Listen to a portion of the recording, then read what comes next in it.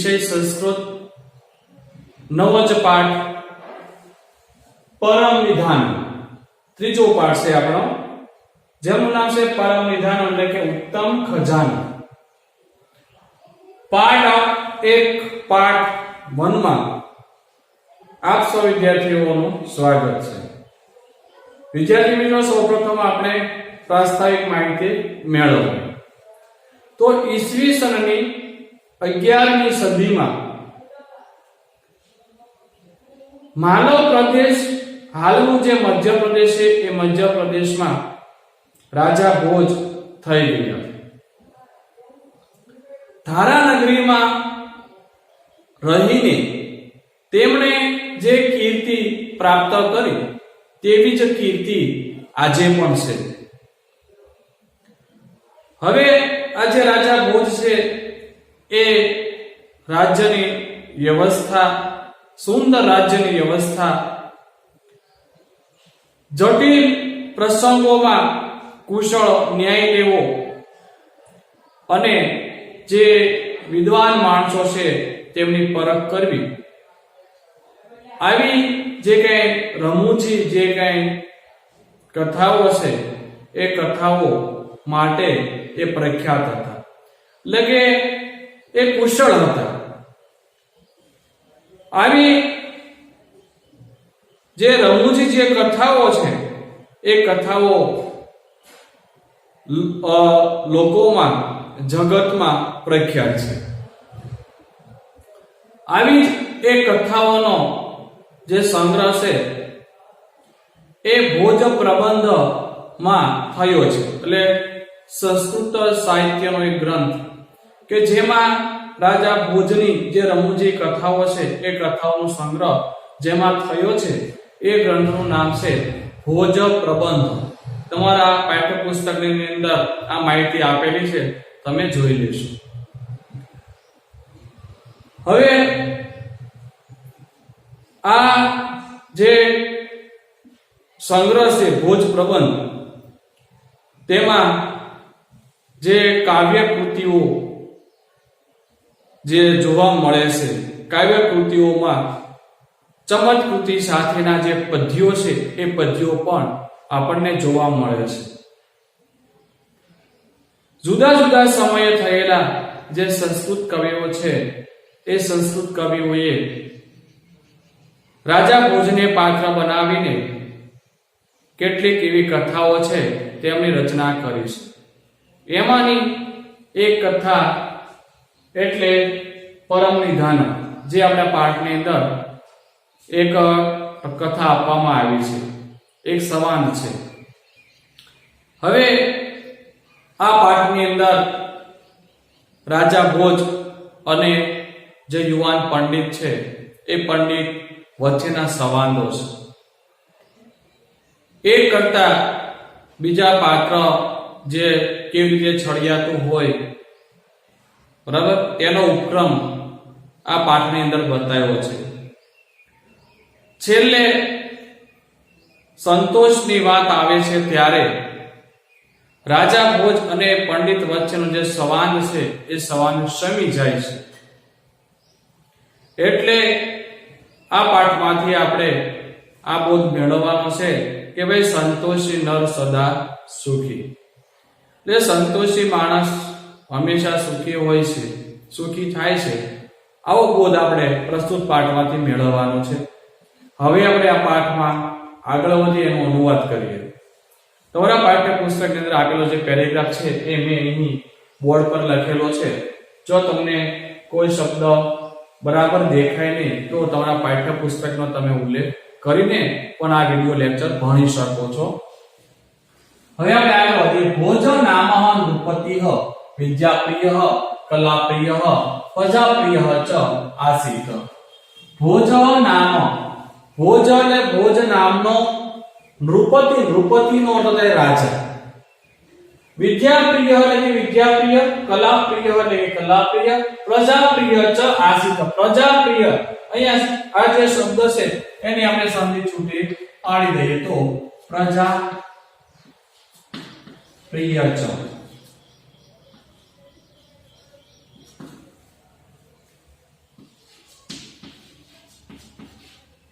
પ્રજાપ્રિય લચ્છ ચ એટલે અને પ્રજાપ્રિય એટલે કે પ્રજાપ્રિય આસિત એટલે કે હતો અહીંયા આપણે લખશું પ્રજાપ્રિય પ્રજાપ્રિય કોને કહેશું કે ભાઈ પ્રજાને ગમે તેવો રાજા એને આપણે કહેશું પ્રજાપ્રિય તો રાજા ભોજ કેવો રાજા હતો હે તો રાજા ભોજ છે ભોજ નામનો જે રાજા છે વિદ્યાપ્રિય કલાપ્રિય અને પ્રજાપ્રિય હતો અતઃ તસ્ય રાજસભાયામ દૂરદેશાત અનેકે વિદ્યા વિશારદાઃ પંડિતાઃ સમાગચ્છન્તિ સ્મ અતઃ એટલે આથી આ શબ્દ આપણે ઘણી બધી વખત આવી ગયેલો છે એનો અર્થ આપણે લખી અતઃ નો અર્થ થાય આથી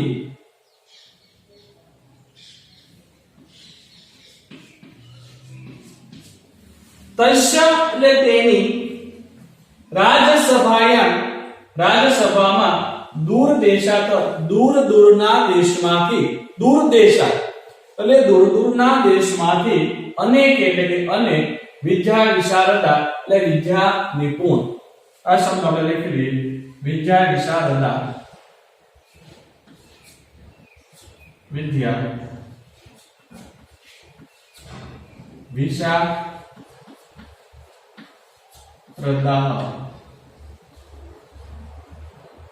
એટલે વિદ્યા નિપુણ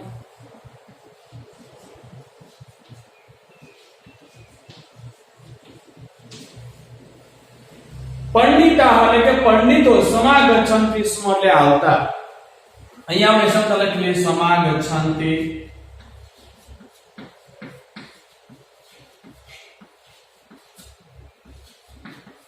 અહીંયા જે સ્મનો જે પ્રયોગ થયેલો છે સ્મનો પ્રયોગ ભૂતકાળનો અર્થ દર્શાવે છે અહીંયા સમાગચ્છન્તિ એ વર્તમાન કાળ પાછળ સ્મનો પ્રયોગ થયો હોવાથી એ ભૂતકાળ નું જે વાક્ય છે દર્શાવે છે એટલે ભૂતકાળ દર્શાવે છે અહીંયા આપણે લખશું એનો અર્થ આવતા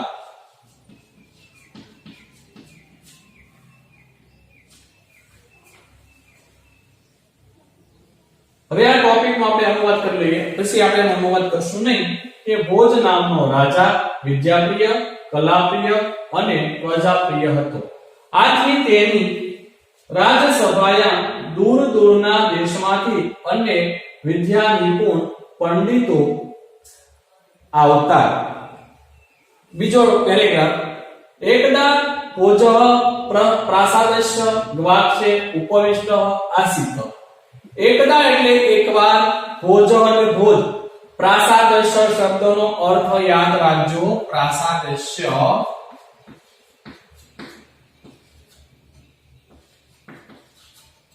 એનો અર્થ થશે મહેલ નો અર્થ થાય મહેલ પણ લખશું મહેલના ષષ્ઠી વિભક્તિ નો પ્રયોગ થયેલો છે અહીંયા એટલે મહેલના ગ્વાક્ષે ને ઝરૂખામાં એ શબ્દનો અર્થ લખશો કે ગ્વાક્ષે ઝરૂખામાં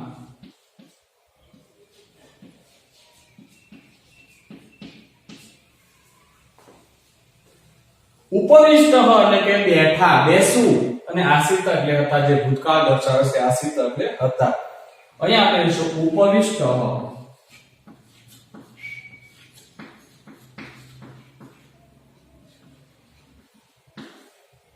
બેઠા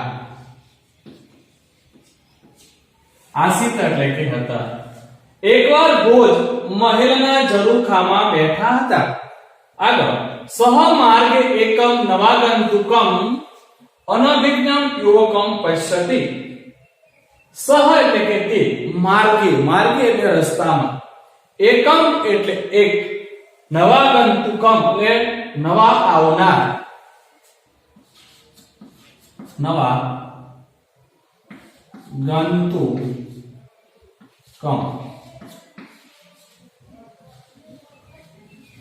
નવા આવનાર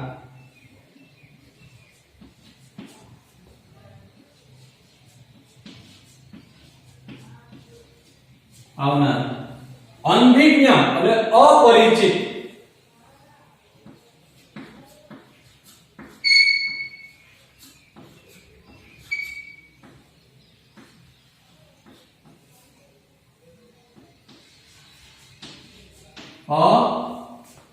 પરિચિત.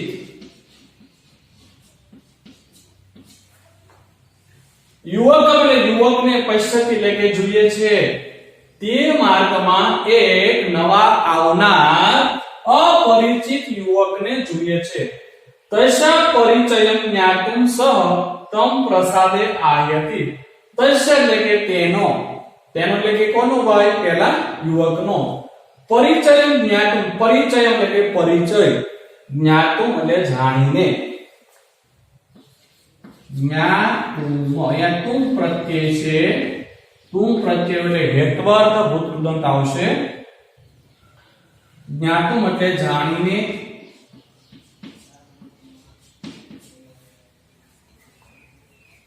સહ એટલે કે તે એટલે કોણ? તો કે રાજા. તમ એટલે તેને એટલે યુવકને. પ્રસાદે નો અર્થ આવી ગયો છે પ્રસાદ એટલે મહેલ થાય. મહેલમાં આયતિ એટલે બોલાવે છે. આયતિ એનો અર્થ થાય બોલાવે છે.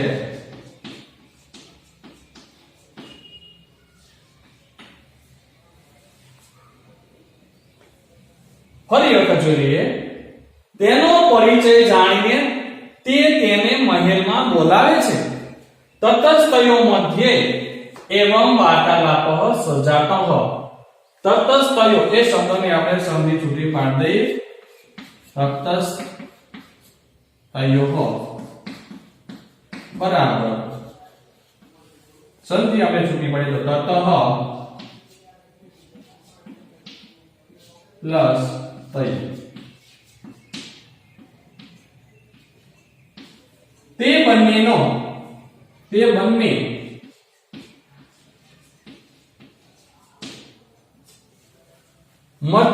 મધ્ય એટલે વચ્ચે. તે બંને વચ્ચે એવો એટલે કે આ વાર્તાલાપ એટલે વાર્તાલાપ અને સમજાતો એટલે કે થયો.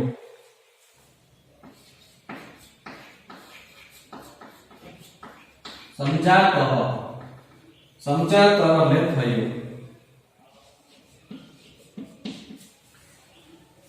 તે બંને વચ્ચે આ વાર્તાલાપ થયો અથવા વાતચીત થઈ.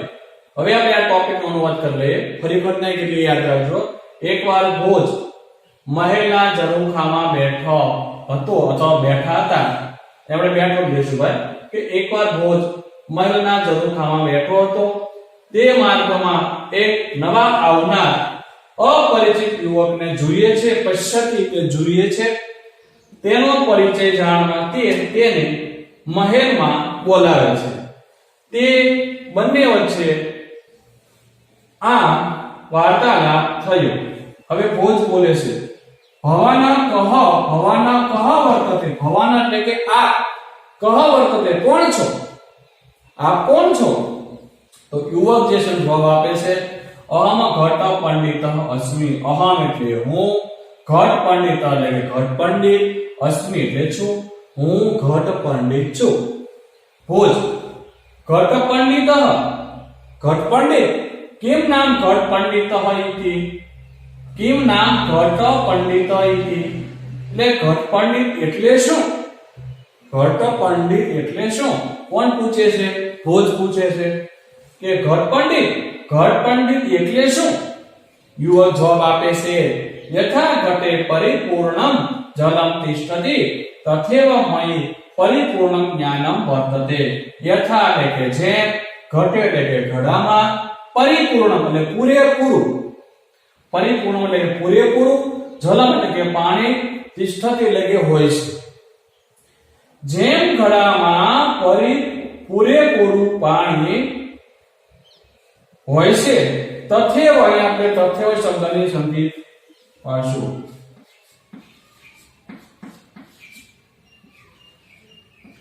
તથા પ્લસ એવ.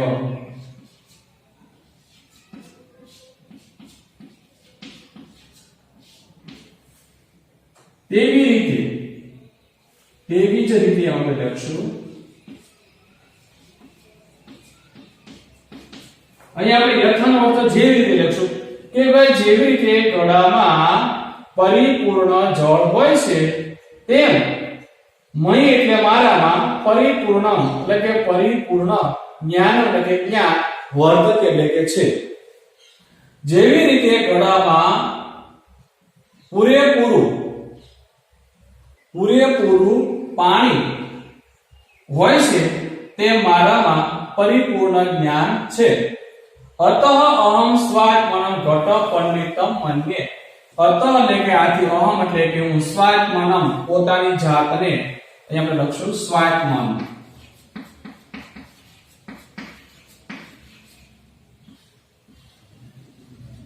પોતાની જાતને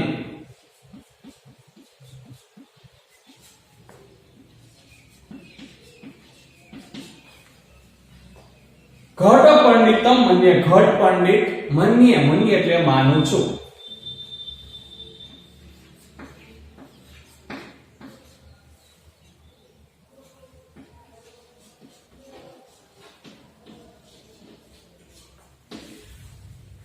જેવી રીતે ઘડો સંપૂર્ણ પાણીથી ભરેલો હોય છે તેવી જ રીતે મારામાં પરિપૂર્ણ જ્ઞાન છે. આથી હું પોતાની જાતને અથવા મારી જાતને, બરાબર છે, ઘટ પંડિત માનું છું. બોધ બોલે છે યુવકસ્ય ગર્વપૂર્ણ ઉક્તિમ શ્રુત્વા સ્વાત્મનં તતો અપી તતો ધીકમ મત્વા અહંકારેણ સહ. યુવકસ્ય એટલે કે યુવકનું ગર્વપૂર્ણ, ગર્વથી પૂર્ણ, ઉક્તિમ એટલે કે વચન, શ્રુત્વા એટલે કે સાંભળીને, સ્વાત્મનં શબ્દનો અર્થ આવી ગયેલો છે પોતાની જાતને, તતો પ્યધિકમ એ શબ્દ આપણે અહીંયા લખી લઈએ કે ભાઈ તતો પ્યધિકમ.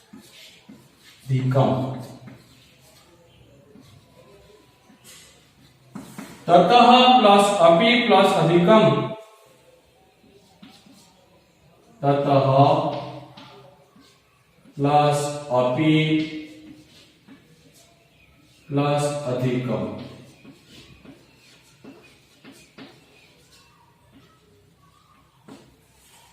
તેના કરતા સળિયાતી. તેના કરતા પણ ચડિયાતી.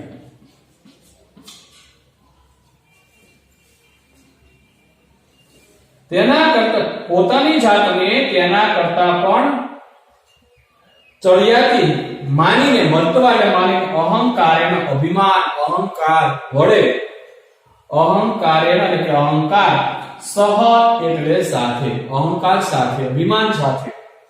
ફરી વખત યુવકનું ગર્વપૂર્ણ વચન સાંભળીને પોતાની જાતને તેના કરતા પણ સળિયાતી માનીને અહંકાર સાથે શું કહે છે? યદિ ત્વમ ઘટ અસિહિ તર્હિ અહમ મુદ્ગરઃ સ્વકીયેન પ્રહારેણ ઘટઃ વિનાશયતિ. શું કહે છે? યદિ એટલે કે જો, ત્વમ એટલે કે તું, ઘટ અસિ ઘડો છે. ઘટ એટલે શું કહેવાય? ઘટઃ એટલે ઘડો. ઘટઃ એટલે ઘડો. અસી એટલે કે છે, જો તું ઘડો છે. યદિ એટલે કે જો, તમ એટલે તું, ઘટ એટલે કે ઘડો, અસી એટલે કે છે, તર્હિ અહમ તો હું, તર્હિ એટલે તો, અહમ એટલે હું, મુદ્ગર એટલે કે મુદ્ગર. અહીં મુદ્ગર એટલે હથોડો. આપણે આ મુદ્ગર શબ્દનો અર્થ મુદ્ગર જ લેવાનો છે, પણ એનો બીજો અર્થ હથોડો એવો થાય, તેમને ટીપવા માટેનો હથોડો. જે ઘડો હોય એ ઘડાને ટીપવા માટેનો હથોડો. જો હથોડા વડે ઘડો ટીપવામાં આવે તો ઘડો તૂટી જાય છે, એનો નાશ થાય છે. તો અહીંયા સંવાદ ચાલે છે, બરાબર ને? રાજા ભોજ વિશે અને જે યુવક છે યુવક વિશે જે સંવાદ ચાલે છે. તો જો તું ઘડો છે તો હું મુદ્ગર, પોતાના પ્રહાર વડે ઘડાનો વિનાશ કરે છે, બરાબર? ફરી વખત પ્રહારેણ એટલે પ્રહાર વડે, પ્રહારથી, ઘટમ એટલે કે ઘડાનો વિનાશ એટલે વિનાશ કરે છે. ફરી વખત આપણે જોઈએ કે જો તું ઘડો છે તો હું મુદ્ગર, પોતાના પ્રહાર વડે ઘડાનો વિનાશ કરીશ અથવા વિનાશ કરે છે. અહીં વર્તમાન કાળ છે એટલે કે વિનાશ કરે છે એમ આપણે લઈશું. અહમપી ઘટ રૂપમ ભવંતમ વિનાશયામિ. અહમપી અહીંયા પણ સંધિ ચૂકવી પડશે. અહમપી એટલે એ શબ્દ વારંવાર આવી ગયેલો છે એટલે તેની આપણે સંધિ છૂટી પાડતા નથી. અહમ પ્લસ અપી. અહમ એટલે હું, અપી એટલે કે પણ. ઘટ રૂપમ ઘડારૂપ, ભવંતમ એટલે કે તમારો, અને વિનાશયામિ વિનાશ કરું છું. શું કહે છે? હું પણ ઘડારૂપ તમારો વિનાશ કરું છું. તો પેલો યુવક છે એ યુવક શું કહે છે રાજાને? એ શું બોલે છે? તો હવે યુવક જે છે કહે છે, યુવક બોલે છે યદિ ભવાના મુદ્ગરત્વેન વર્તિષ્યતે તર્હિ અહમ અગ્નિ ભવામિ. યદિ એટલે કે જો, ભવાના એટલે કે તમે, મુદ્ગરત્વેન મુદ્ગર રીતે, મુદ્ગર તરીકે, અહીંયા મુદ્ગરત્વેન આપણે લખ્યું અહીંયા કે ભાઈ મુદ્ગર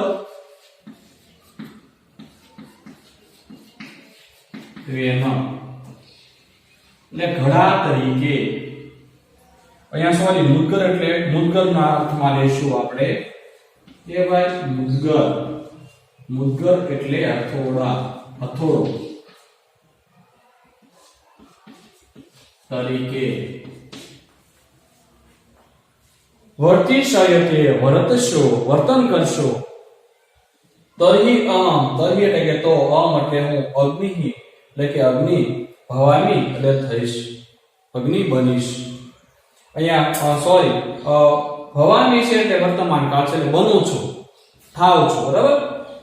જો તમે મુદ્ગર તરીકે વર્તશો તો હું અગ્નિ થાવ છું અથવા અગ્નિ બનું છું. દહન કર્મ, દહન કર્મ એટલે કે બાળવાના કર્મ વાળો. દહન એટલે બાળવું, એટલે દહન એટલે બાળવાના કર્મ એટલે કે કર્મ વાળો. અગ્નિ એટલે કે અગ્નિ, ભૂતવા એટલે કે થઈને, મુદ્ગરમ એટલે મુદ્ગર ને ભસ્મ કરીશામી. ભસ્મ એટલે કે ભસ્મીભૂત, અને કરીશામી એટલે કરી નાખીશ. બરાબર? દહન કર્મ શબ્દનો આપણે અર્થ લખીએ. દહન કર્મ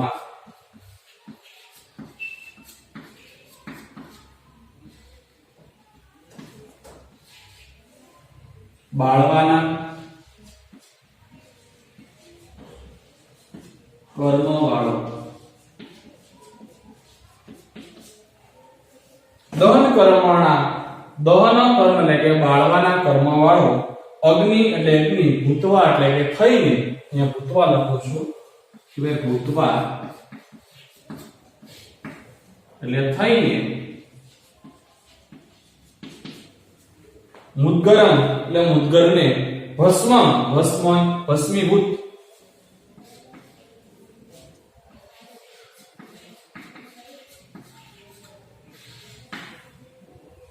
ભસ્મીભૂત.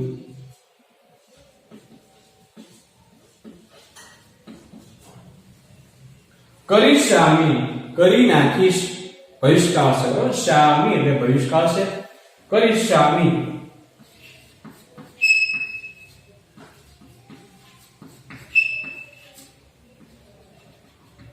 એનો અર્થ થાય કરી નાખીશ.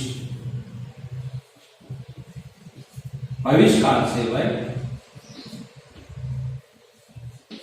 લ્યો હવે છેલ્લે આપણે જુઓ બોલે છે એનો આપણે અનુવાદ કરી નાખીએ કે જો તમે મુદ્ગર તરીકે વર્તશો તો હું અગ્નિ બનીને બાળવાના કર્મ વાળો અગ્નિ થઈને મુદ્ગરને ભસ્મભૂત કરી નાખીશ અથવા નાખશે. પછી આપણે કરી નાખીશ લેશો આપણે કે ભાઈ મુદ્ગરને ભસ્મીભૂત કરી નાખીશ. બરાબર? ચાલો હવે અહીંયા આપણે પરિપદ અનુવાદ કરતા નથી. બરાબર? રિવિઝન આપણે કર્યું છે ચાલુમાં. તો આપણે આ જે લેક્ચર છે એટલે કે પાર્ટ નંબર જે 1 છે આપણે અહીંયા પૂરો કરશું. ફરી વખત જ્યારે મળશું ત્યારે પાર્ટ નંબર 2 માં આના પછીનો જે કંઈ ટોપિક છે એ આપણે આગળ લઈશું. તો અહીં રાખીશું. તમે વિદ્યાર્થી મિત્રો આજે અહીંની જે ટોપિક લખેલો છે બોર્ડ પર એનું તમે અનુવાદ છે એ તૈયાર કરજો. બરાબર છે? અને ખાસ કરીને શબ્દાર્થો પણ તમારી જે નોટ છે એ નોટમાં લખવાના રહેશે. તો આપણે રાખીશું. અસ્તુ. જય હિન્દ, જય ભારત.